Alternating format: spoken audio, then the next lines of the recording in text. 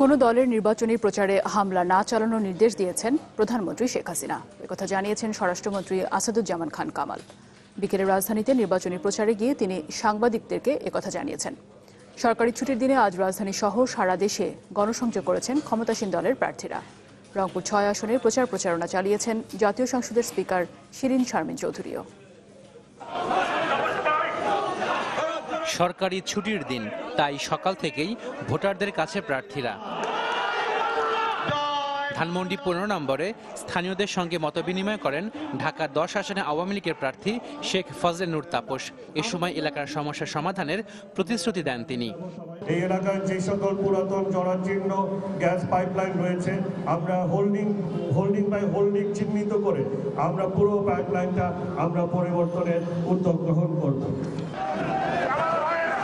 বিকেলে রাজধানীর আরজতপাড়া এলাকায় জনসংযোগ করেন স্বরাষ্ট্রমন্ত্রী আসাদুজ্জামান খান কামাল।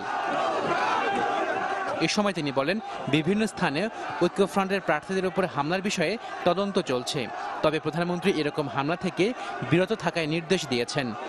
মানুষ স্বতঃস্ফূর্তভাবে রাস্তায় নেমে এসেছে। এখন কে কোথায় কি করেছে এগুলো তদন্তর আগে আমরা কিছু বলতে পারবো না। আমাদের মাননীয় প্রধানমন্ত্রী স্পষ্ট নির্দেশনা যে কেউর উপরে অ্যাটাক করার তিনি নিজে মানা করে দিয়েছেন। আমাদের নেতাকর্মীরা যথাসাধ্য সেটা চেষ্টা করছেন। খুলনা ২ আসনের ৩১ নম্বর ওয়ার্ডে প্রচারণা চালান আওয়ামী লীগের শেখ সালাউদ্দিন জুয়েল।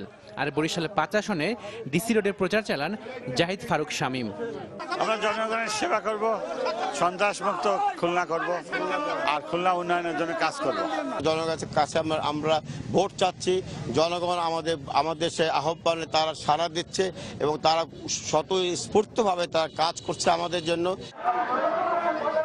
রংপুর ৬ আসনের পাঁচগাছি ইউনিয়নে জনসংযোগ করেন জাতীয় সংসদের স্পিকার শিরীন শারমিন চৌধুরী। এছাড়া মাগুরা সহ সারা দেশে প্রচারণা চালিয়েছেন নৌকার প্রার্থীরা। আশাকিন প্রিন্স, চ্যানেল 24, ঢাকা।